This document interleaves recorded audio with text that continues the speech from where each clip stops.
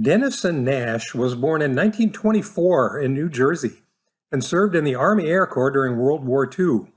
After the war, he earned a BA at St. Lawrence University, an MA from Washington, and a PhD from the University of Pennsylvania. In 1957, he started a 34-year career at the University of Connecticut as an anthropologist. He retired in 1991 and remained in Connecticut until his death in 2012. Peter Berger was born in Austria in 1929, 5 years later than Nash, and also died 5 years later than Nash in 2017. In 1938, Berger escaped the Nazi takeover in Austria when his family fled to Palestine for almost 10 years. They moved again to New York City in 1947, where he got a BA from Wagner College. He studied with Alfred Schutz at the New School for Social Research in the 1950s, earning his PhD in 1954. He taught sociology at UNC Greensboro and then spent 5 years teaching at the Hartford Theological Seminary, followed by a return to the New School, then Rutgers, and finally Boston University from 1981 until he retired in 2009. This article reflects the interest that both authors had in the sociology of religion, providing an early example of a rather demographic explanation for what looked like a revival of religious interest and involvement in the mid-20th century. Nash and Berger point out that this revival probably just reflected the passage of the baby boom generation, since all those new children apparently prompted their parents to take them to church, expanding church attendance and membership. Another example of how sociological insights can show us that things are not always what they at first may seem to be. As we have seen, differences in religious roles and experiences for women compared to men can become relatively permanent features of life for individuals. But when it comes to age instead of sex, we encounter a feature of our lives that, instead of being fixed and constant, never stops changing. You are already older than you were when you woke up this morning. Over the course of the life cycle, we experience religion from an ever-evolving perspective, and what other people expect from us in terms of religion also keeps shifting beneath our feet. This varying meaning of religion over the life cycle has major consequences not only for us as individuals as we grow older, but also for the societies in which we live out that cycle. These larger societal consequences stem from the fact that each new generation of people passes through critical stages of the life cycle in different historical circumstances, marking them as different from the people who came before and also from those who follow in younger generations. Nash and Berger introduce us to this important insight as a way to help to understand an episode of American religious history that may seem strange and unlikely to us today. Headlines and pundits now talk a lot about increasing secularization and challenges to organized religion, a topic we'll take up again later. But there actually was a time not that long ago in historical terms when the headlines were very different. In the middle of the 20th century, organized religion in the United States experienced yet another of those fascinating surges that some have referred to as revivals or awakenings. World War II was over, the economy was booming, and suddenly it seemed that churches all across the country were filling up with people eager for more religion in their lives. The debate about competition in the religious marketplace alerts us to the fact that we still are trying to sort out explanations for such surging tides of religiosity in American life. The explanations are of two fundamental types. Supply-side explanations take for granted that the human need or appetite for religion can be regarded as pretty much a constant feature of human nature, a steady demand that's always there, like the force of gravity. In that case, observed religious surges like revivals and awakenings must be due to some kind of change in the available supply of religion, such as doing away with monopolistic advantages of a state church. But Nash and Berger, while they allow that such supply issues may exist, think that there's a very different explanation for the post-war increase in church membership, attendance, and religiosity in general in the United States. Their explanation involves the demand side of the equation. They think that the American appetite for religion actually increased during this period. This increased demand for religion was not due to any sort of mysterious, intangible spiritual revolution sweeping through the collective psyche of our society either. They suggest that our increased appetite for organized religion had a clear, easily observed, and very mundane everyday source, and they even attempt to measure this observable source of the change for us. To do this, they don't bother to canvass the entire population of the country. They just looked around in Connecticut, where they both were living at the time, and talked to a few people in Hartford. The population of Hartford had doubled between 1940 and 1960, mostly by in-migration, as they tell us. They could get away with using this kind of evidence because they conducted this study more than 60 years ago, when the Journal for the Scientific Study of Religion was just getting started. Their results appeared in Volume 2. They chose a Protestant denomination because most Americans were Protestants.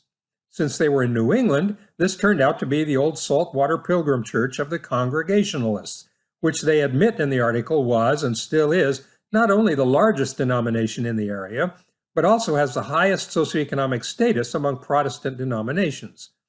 The number of Congregationalists in Hartford also had doubled between 1940 and 1960. They do try to soften the elitist character of this target group by going to 3 different congregations of Congregationalists in Hartford, one that was as high class as you would expect, but the other 2 with members who ranged down across the spectrum of occupations and status a bit more. They don't bother to distinguish between these 3 congregations in any of the reported results, so we may be meant to assume that things look pretty much the same across all 3 groups. In their description of the resulting study population, they tell us frankly that the typical family that they talked to had 2 married parents who were well educated, usually having at least some college at a time in American history when this was a bigger deal than it is today. Most of the men in these households had white-collar, professional, or managerial types of jobs, and we can perhaps assume that most of their wives didn't have any jobs at all except to maintain a household with a status suitable to the level of their family and society. Nearly all of them had young children, a point to which we'll return in a moment. Nearly all of them also could trace back their roots through many generations of Americans, as we should expect, since this is the old Saltwater Pilgrim denomination that did not bother much with chasing after new immigrants out on the American frontier. Now, even only with 3 congregations in different areas nearby Hartford, obviously Nash and Berger couldn't manage to sit down and talk with every single family in each of the 3 churches. These were all large and growing congregations, and they didn't even consider doing that anyway because they were trying to understand why these churches were growing so fast, just like so many other churches around the country. Of course, much of the expansion of a church could come from ordinary population growth, since both the city and these churches had doubled in size in the post-war era. The tide of people moving out from central cities like nearby New York City or Boston into surrounding suburbs reinforced the growth of Hartford. So Nash and Berger try to focus as clearly as they can on those families that represented a gain in new members, not only new members for the local congregations, but also new members for the Congregationalist Church as a whole. This is why they ruled out paying any attention to people who had become full-fledged adult members of these congregations after growing up in them as children in the families of other existing members, smoothly transitioning from youth groups to adult responsibilities. Such people were not adding to the size of the congregation as a whole. They also don't consider interviewing new members of these congregations who simply transferred their membership from other congregational churches in other cities. These people added to the size of the 3 studied congregations, but they also subtracted from the sizes of other congregations somewhere else, so they did not change the size of the congregational denomination as a whole. The only people that Nash and Berger wanted to talk to were those who had joined their study congregations from outside the congregational church by what they called confession of faith or reaffirmation of faith.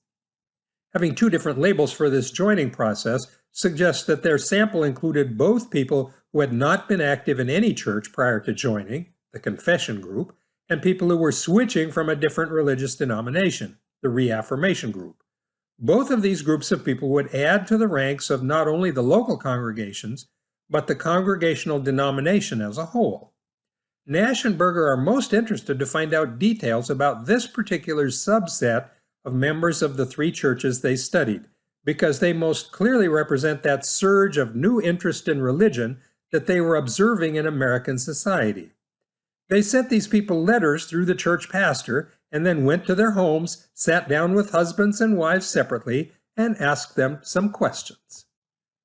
So, what kind of people did Nash and Berger discover when they traveled around Hartford to do their interviews? Since these joiners had all joined the local churches from outside the Congregational Church, and since both these churches and the city of Hartford had doubled in size in the previous 20 years, we shouldn't be too surprised to learn that their subjects typically had joined the congregations within the previous decade or so, usually not long after they moved to town. Most had only been in Hartford for a few years, and in the local congregations for even fewer years. Most of them also had belonged to other religious denominations at some point in their past, although the article does not tell us whether they had spent some time since their childhood outside any church altogether. We don't get a clear picture of those personal religious histories, and of course, if they were simply shifting from having been a Methodist or a Presbyterian to now being a Congregationalist, this would not help us much to explain the post-war tide of growth for religion in America as a whole. Of the people selected and interviewed by Nash and Berger, nearly all, 32 of 35, lived in married couples. Nearly all of those married couples had young school-aged children, so that they encountered 43 children in just the families that they studied. We find ourselves examining a very specific stage of the life cycle, the time in early adulthood when people are still forming their own families, still moving around and sorting out their careers. Not only are we looking at this particular life stage, but we also observe a fairly selective sample of people within it. These are not factory workers or truck drivers or farmers. We ought to keep in mind that by choosing to study the Congregationalists, we get a special slice out of the American pie. I'm reminded of a young colleague of mine who I met on my first teaching job at a little private college in Maine. This fellow, teaching in the religion department, was well acquainted with the denominational hierarchy in Protestant denominations and knew that the Congregational Church, especially any congregation called the First Congregational Church of some town or other, was the apex of the local social pinnacle in New England. So he and his family joined the First Congregational Church in town. In Sunday school class, he happened to meet the head of the marketing department for the L.L. Bean Company, headquartered in nearby Freeport, Maine, and before you know it, he was out of academia and rising up the corporate ladder as an L.L. Bean executive. A neat trick. I suppose that some of the people interviewed by Nash and Berger might have had similar agendas, thinking of the social networking possibilities to be gained by joining the Congregationalists in town, particularly the most prestigious downtown church. But that is not the main theme that Nash and Berger heard in 1960 when they sat down in these people's houses in Hartford. The dominant reason that people reported to them for joining a local church was anchored securely in their personal family lives, and more specifically had to do with all those young children living in those families. We get a sampling of the actual verbatim responses from the interviews. One father told them, quote, "My daughter started Sunday school. I decided that as long as we were bringing up the children in the church, we ought to join," unquote. This refrain was echoed over and over again in houses all over Hartford as the study went forward. When asked why the children were going to Sunday school, parents generally looked at them as though this were a rather stupid question and patiently explained that it was just common knowledge that a proper moral orientation needed to be inculcated in children so that they would follow the right path later on in their own adult lives. When asked why parents had to go to church if children were going to Sunday school, several of the respondents suggested that it seemed kind of hypocritical to make the children go and then sit home reading the Sunday paper yourself. They felt they had to set a good example. This dominant explanation emerging from the Hartford interviews allows us to understand that in many cases, joining the local church was not quite what we might expect if we approach such a study thinking about personal needs for religious experience, some kind of innate appetite for group prayer and singing hymns and hearing sermons and so on. Some of these parents even reported feeling a little guilty about going to church just to set a good example for the children, because they felt like they should have had a better, more personal, more spiritual motivation, which in their case they admitted was not really the case. Joining a church had been more a commitment to the future of their children than to their own personal spiritual needs. Berger and Nash refer to this as the ethic of child-centered familism, which seems to be the key to the style of life in modern suburbia. In France, about the same time, sociologist Philip Aries was describing what he called the era of the child king, when everything in family life revolved around planning and supporting and investing in the future of a family's children. The child-centered familism encountered by Nash and Berger in their interviews helps to explain another feature that they observed among their subjects. In addition to asking about joining the church, they also asked about all kinds of other organizations and activities to get a full picture of the social networks and lives of these families. But they didn't find much on that score. These were highly mobile families, not only moving around from one city to another, but also in that stage of life where they were doing their best to climb the social and career ladders. This apparently didn't leave a lot of time for outside activities. What little time they had for such things, these families appeared to focus on a church. Nash and Berger tell us that, quote, formal commitment to a church is not matched by affiliation with other voluntary associations, unquote. Their respondents spent their free time in their new suburban homes with their families, and when they were not at home or at work, they most likely were in church. The authors actually suggest that this was no accident. Of the principal institutions, they tell us, meaning other kinds of activities like going to work, getting involved in politics, joining fraternal societies like Rotary clubs, and so on, the church is the only one to which people can commit en famille. If you are as committed to family life as these people apparently were, you look for activities that you can all do together as a family. When you go off to work in the morning, you go alone. They no longer face the old family system of the early industrial period, when whole families would march off together in the morning through the factory gates, fathers, mothers, and their children all spending long, strenuous, and dangerous hours toiling away at factory jobs. The only opportunity to stay together as a family, outside of your family itself, seemed to be the church. So these family-oriented people devoted their free time and attention to a church. It was as simple as that. I don't know whether this is what Nash and Berger expected to find when they started their research, but they were quite struck with the clarity of the answers that they heard when they asked people why they'd started going to church. They didn't get a religious or spiritual answer at all, at least not one that had to do with the inner spiritual needs of the adults they interviewed. People didn't report having religious visions or feeling a sudden spiritual call, a kind of inner conversion experience. They didn't mention evangelists like Billy Graham in his stadium-filling revivals. In fact, it was not really about these people themselves at all. It was all about their children.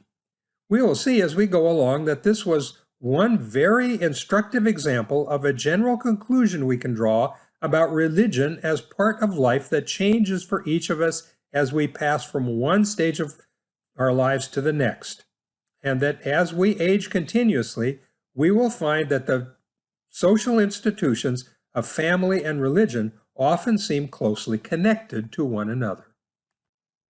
Now that we understand clearly what Nash and Berger found from their interviews in Hartford, it is time to step back and look again at the larger question that motivated them to go and do all those interviews in the first place. They seem to demonstrate pretty conclusively that at least for the new members of Congregationalist churches in Hartford, the motivation for joining a church centered on the moral and spiritual needs of their children. They looked at the church as a supportive extension of their own main family task of childhood socialization, with the church specializing in religious socialization of their children, while they concentrated on other aspects such as making sure they did their homework, ate a proper breakfast, played well with others, didn't run with scissors, and so on. There may have been other motives for joining churches in the 1950s, such as building one's own social networks, or perhaps actually spiritual religious motives, such as concern for the condition of one's own soul and future salvation, though these did not appear high on the list of these respondents. But keep in mind that Nash and Berger set up these interviews because they wanted to know about the post-war religious revival that seemed to be going on across America at that time. They were looking for insights into why so many Americans suddenly started going to church. Once they finished their interviews, they actually thought they had found an answer.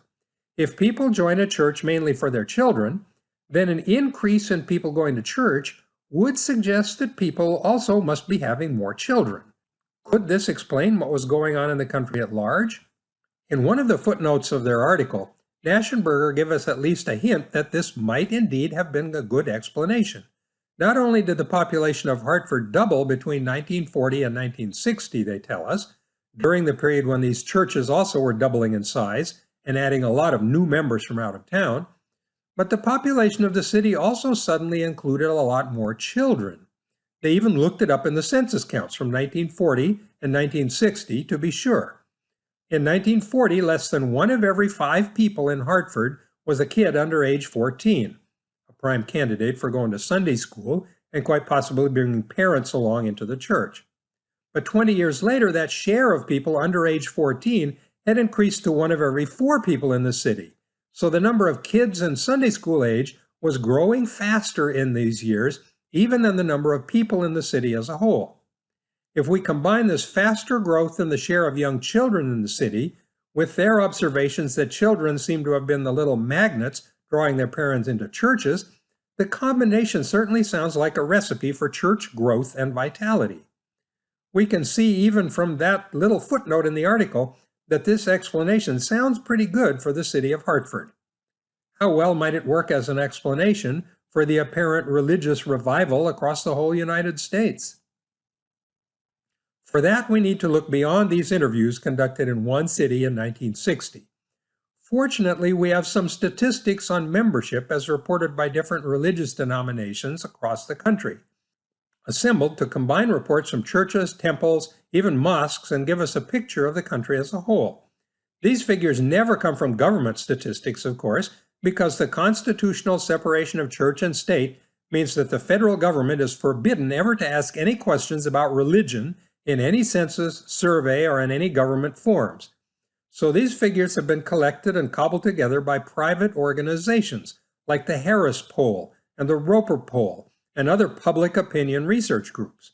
They survive by selling their results back to churches, to news reporters, and so on. If we consider the red line in this chart, with the dot in the middle representing the year 1960 when Nash and Berger did their interviews, we see a sharp upswing in church membership in the 1950s. This surge or wave in the curve on the chart gives us a visual representation of the religious revival they refer to in the title of their article. It's right there, and it really did happen. But we also see another green line on this chart, again with a dot in 1960, so we can compare it to the red line for church membership. This green line shows the trend in the birth rate in the United States as measured by the National Center for Health Statistics in Bethesda, Maryland, where they collect all the birth registration information from all the states and publish lots of statistics about births, deaths, marriages, divorces on a monthly and annual schedule. This green line is a picture of another famous phenomenon, the post-war baby boom that swept over American society, beginning almost as soon as the greatest generation got home from fighting World War II. It is particularly interesting to observe that the green line starts rising at least 5 years earlier than the red line. This means that the number of new babies in the country began to increase rapidly, the baby boom, and then just about the time that this tidal wave of babies got to be old enough to start going to Sunday school and bring their parents with them into the church, the number of people going to church also started to rise.